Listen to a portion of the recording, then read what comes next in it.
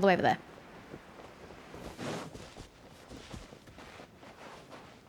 Are you still in a sour mood? Even your lady bowed before me.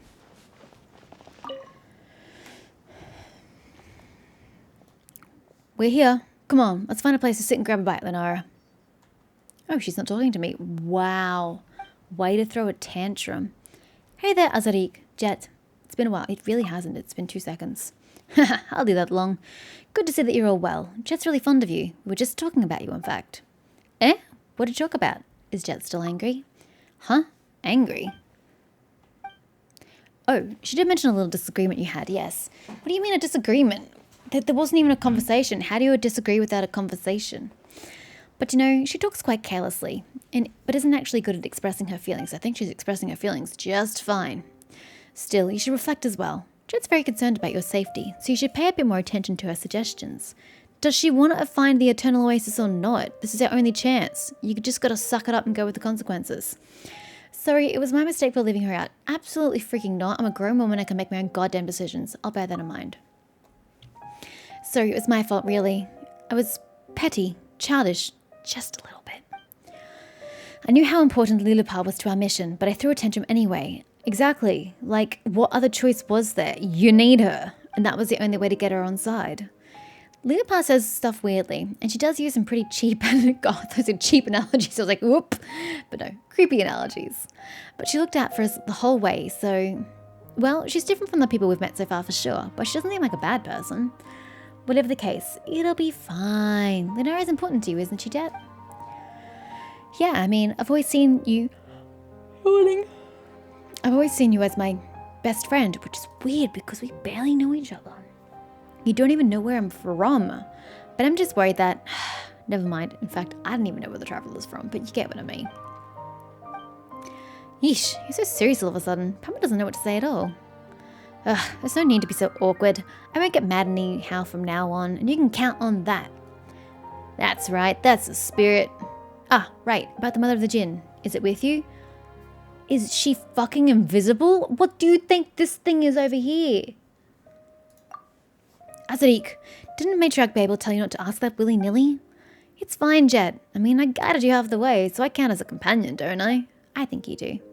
A companion, you say? Perhaps you speak too hastily. Oh dear. Eh? The bottle's talking. Such insolence. If you recognize me not, oh, she's angry, then silence shall serve you better.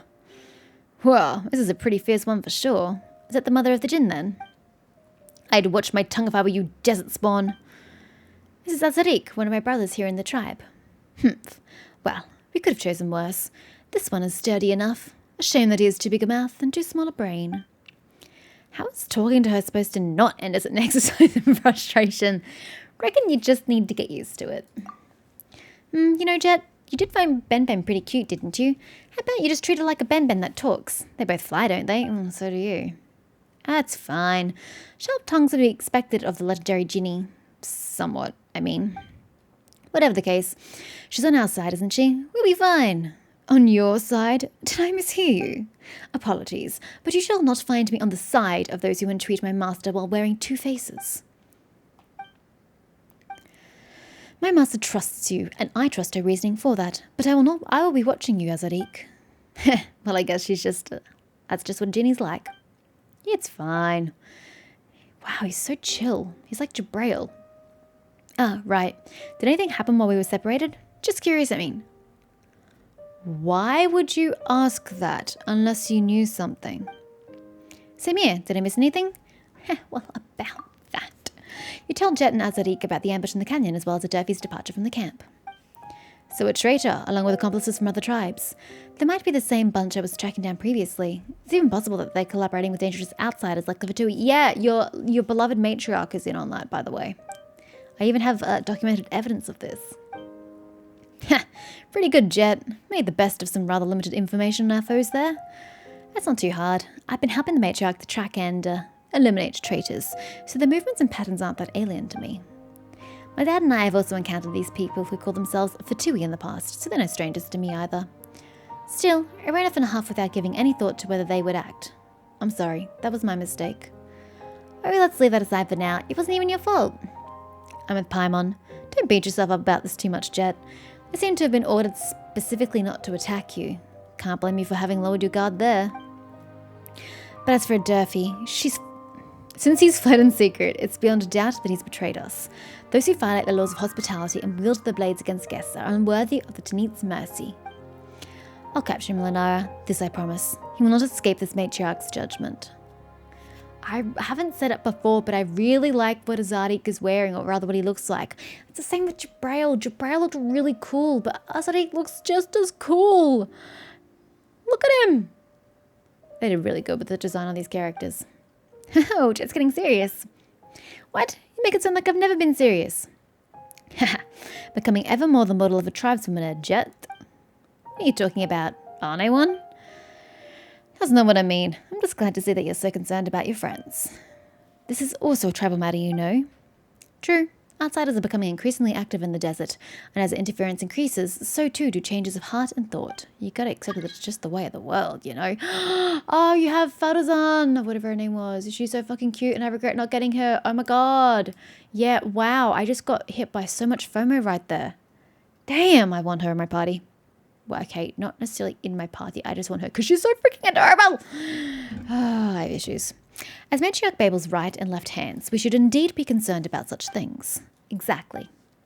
All right, there's one more thing. It's Winnoot season at the moment, so the tunnels they dig are starting to show up all around the desert. Oh, there's more than one. That would explain a lot of things. Oh, especially since the one I encounter in the boss region is larger. I didn't even think about that. Such areas are very dangerous, so we'll have to approach our adventure with more care and avoid them at all costs. They barely damage me. They're really not an issue. Wait, just Winnoot? Don't we always hunt them? There's no threat. That's still no reason to drop your guard. Sure, I get it. What's a Winnoot, even though we've killed one many, many times? Oh, them? We hunt them every year, and then we collect their body fat and use it to make spices. We don't produce much, but it can be sold at a pretty price.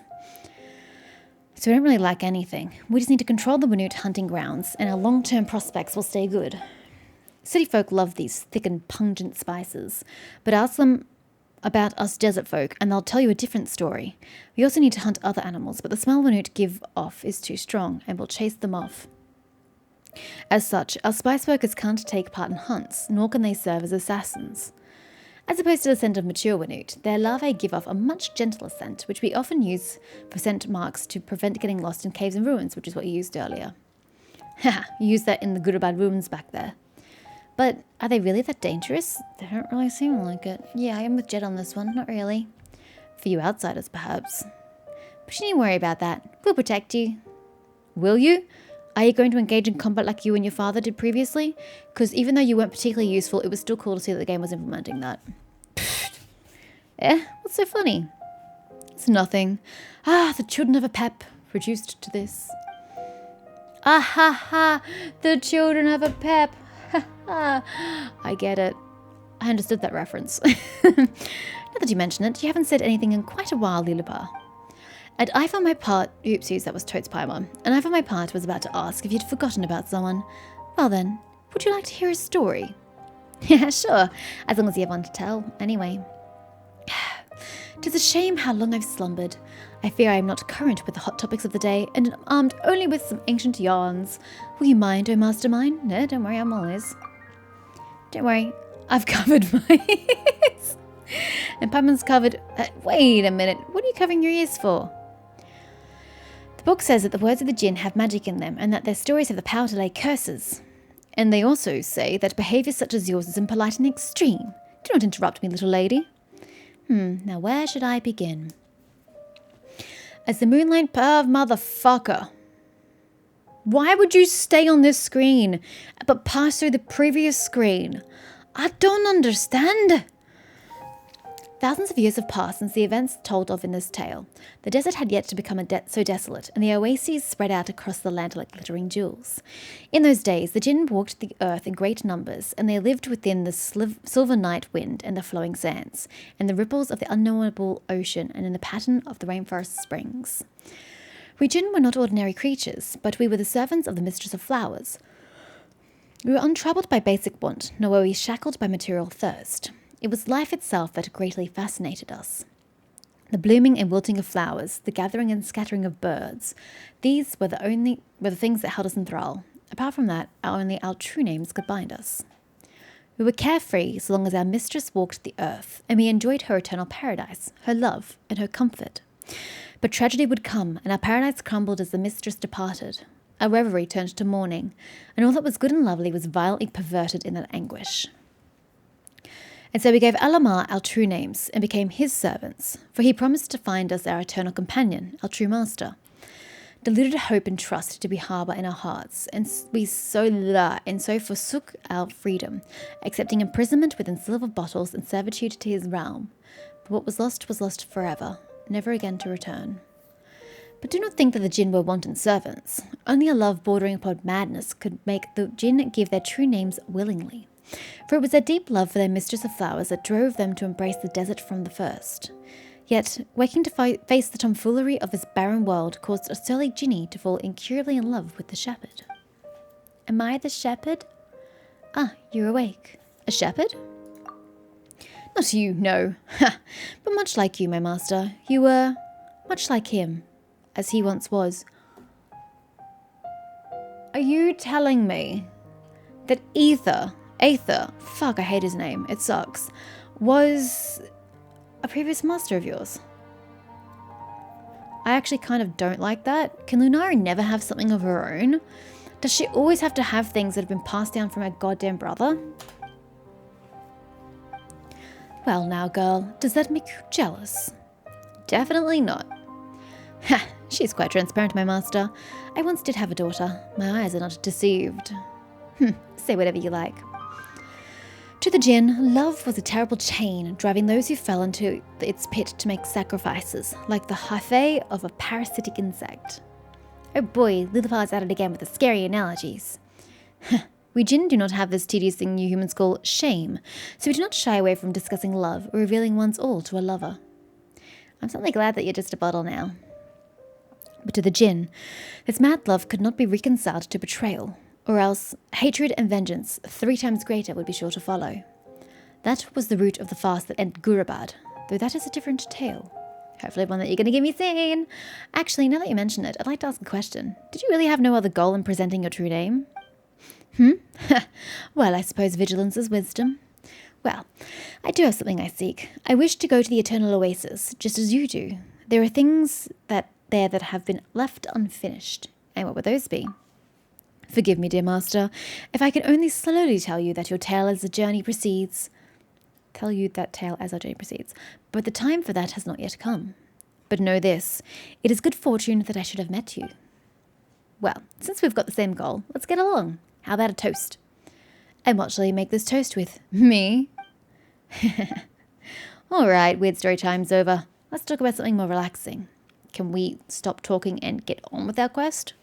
By the way, Lunara, do you play cards? She does. Wait, how the bloody hell do you know? Because I wanted to see it. Alright, great. Now show me what you've got. Dude, it has been so long since I played this game. It's been so long since I've played this game, I don't really remember how it works. And I need to put another pyro character in my party. Oh, how does this work again? Pyro, no, Diluc is a great sword wielder, but isn't that a great sword as well? Wolf's great stone. The character deals +1 damage.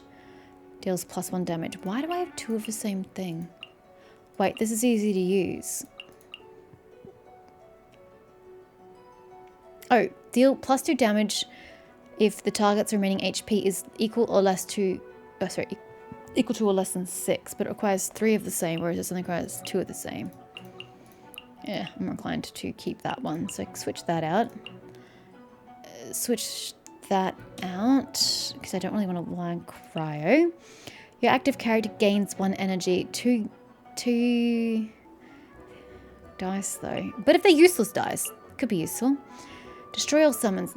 Yeah, get rid of that. Confirm. God, it's been so long since I've played. Oh man, it's been a while. Let's finish this. Oh my god, they're both on 10? You attack first, roll phase. Okay. And you guys said I didn't have to click, I could just like click and hold, like, bloom. Oh wow, that is way easier. Well, Deluke, you're doing fuck all. Congratulations.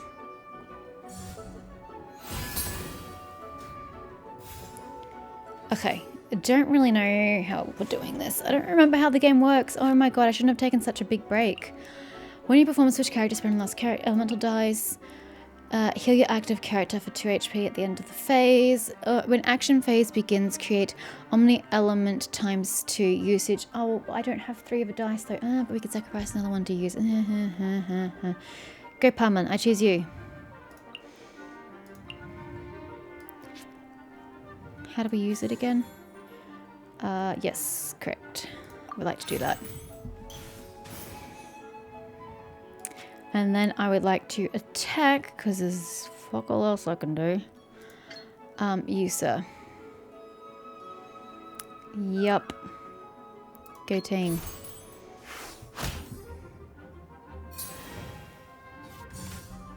No excuse for slacking! Did you just try to heal her? I forgot you were a healer. Bugger. I can get rid of a card for another thingy, can't I? Oh, I forgot that I wanted to use that as well. Oh, dude, absolutely. Go ahead. I totally forgot that was a thing I could do. I'm an idiot. Except I'm about to take a lot of damage.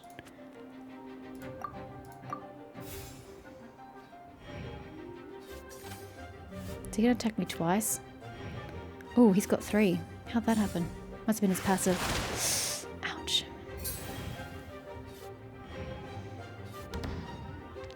I'm so rusty.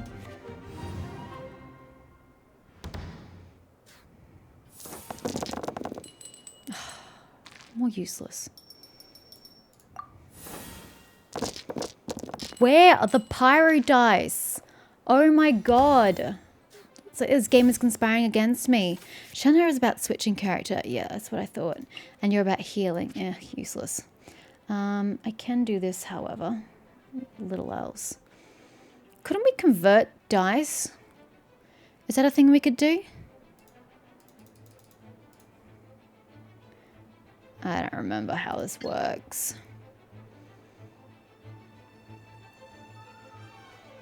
Well, I have to do that. There's nothing else much I can do. I don't remember.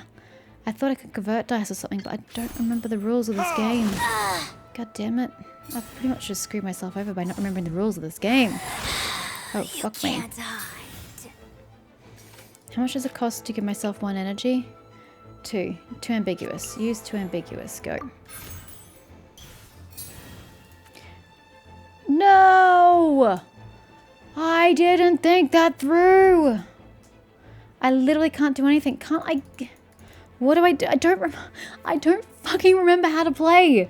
How do I do these? Is it only through sacrificing cards?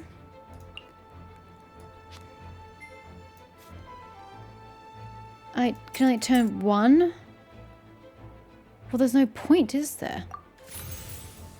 Because I can attack once, but like, there was no point using the card then if that's the case. Oh, this is such a waste. Whatever.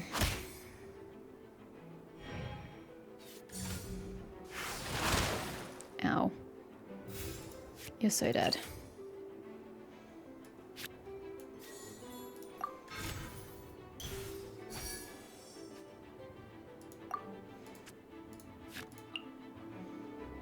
No, I have 2 of the same thing.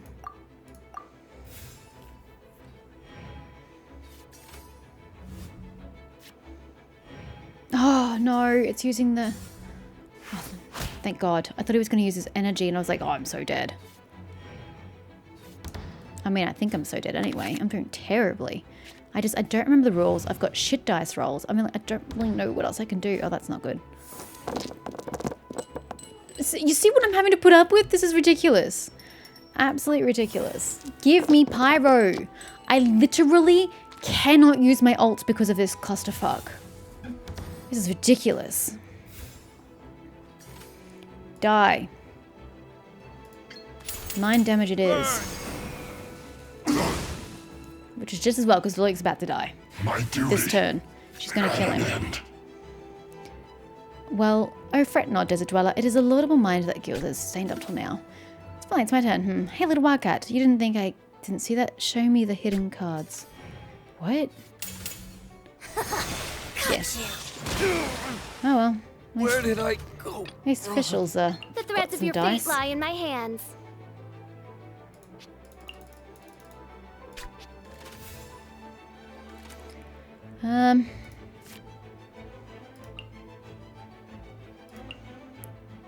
Event card. Convert the elemental dice spent to Omni.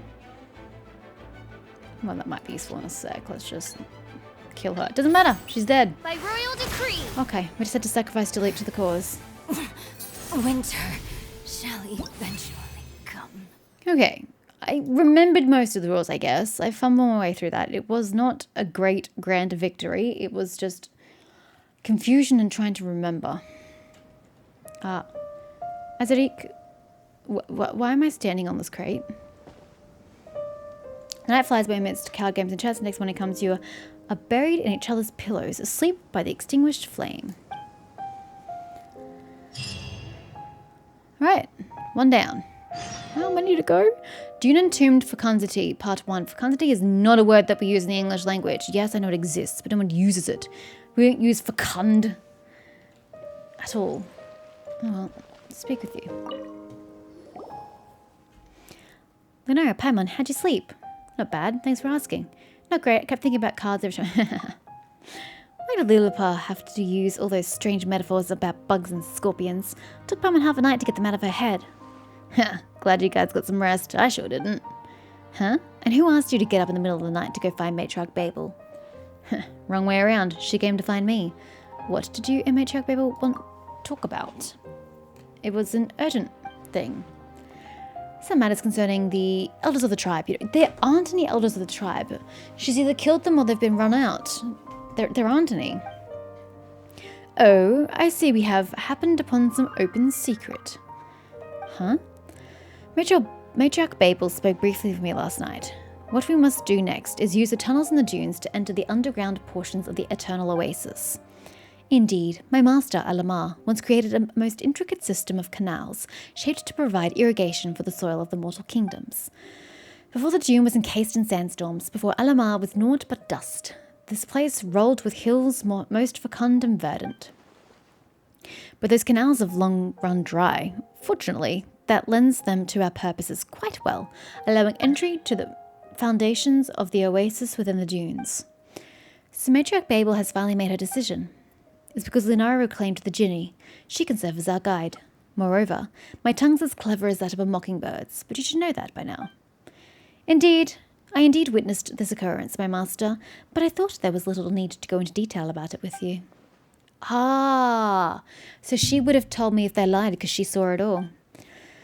All right, let's go and discuss the rest of the details with Matriarch Babel then. But that requires going up, Jet, up.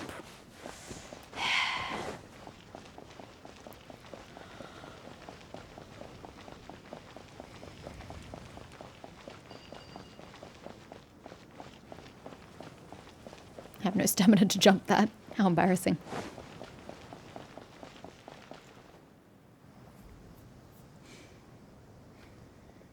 You've arrived, Lunara. I hope that our hospitality hasn't disappointed you. Jet, while you're here, I shall entrust the great task of apprehending the traitor Aderfi to you. Assuming we come across him at some point, I mean, we're not going to abandon our quest for that. I suspect that the recent spike in traitors within the tribe has something to do with the interference of those who hail from the snowlands. You mean the Fatui? Wait, is she not the person betraying the tribe? Is it Aderfi all along, and I've just been made to believe that it's her? The Fatui, their influence spreads even here? They're just those toads or centipedes Lilipar keeps talking about. We keep running into them everywhere we go. Initially, they approached our merchants under the banner of trade. Then before long, they started meddling in our affairs. Annoying as it is, the forces behind them are indeed powerful. Prior to their present, we had already pushed the Northerners out of our territory, forbidding them from appearing on our hunting grounds to prevent them from further harming our people. Yet, they continue to circle us in the desert like hyenas. I don't know if they seek treasure or an alliance from us. Regardless, they are dangerous. I got it. I'll return with additional information or a newly claimed life. And information and a newly claimed life. I understand. However, the Fatui are not the most important segment of today's conversation. Lunara, the task I bade of you today. I believe that Azadik has already gone over the broad strokes with you. Indeed, Matriarch Babel. Good, but I must warn you still that the path ahead is fraught with dangers. Our scouts have discovered signs that many Wenut may be active in the area. Be at ease, I will guide them down a safe path. But Azadik. I'll be your guide and help to expel the Wenut, but I won't be heading into the Forbidden Zone. Sorry. I respect Azarik's considerations, the remains left by a god long past. That is something not lightly disturbed by the likes of us, who yearn only to stand vigil over this tomb. This most unpalatable task must fall to you. Thanks for this opportunity, Matriarch Babel. Yes, I hope for your safe return. Esteemed Lilupa, after entering the foundations of the Eternal Oasis, we must rely on your power to guide the group. The ruins of the canals may yet hide your fragments. Indeed, of this I am aware, but I'm curious as to how this knowledge came onto you. You learned this from outsiders, did you not?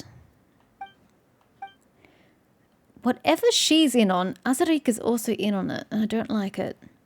Haha, worry not. Robbing a few bookish researchers, parting a merchant camp with the maps they have brought with them. These are tricks of an old trade for a desert dweller. I understand. Laugh. Thank you for granting me this boon of knowledge. It shall yet lead me to old memories and power both. But I will be watching you and that lad of yours. Lilliput, what's wrong with you? Matriarch Babel only organised this expedition to ensure that I can lay my parents to rest. How can you just slander her like that? Jet. My apologies, esteemed Lilliput. I understand your misgivings and will endeavour to win your trust. Do as you will. I seek respite. Very well. Do not let me forestall your departure. Leave as soon as you are able. In which direction? Descend to the innermost depths of the Eternal Oasis in Mount Damavand. Apologies, our business has me distracted. Was there something you needed? No, I'm good.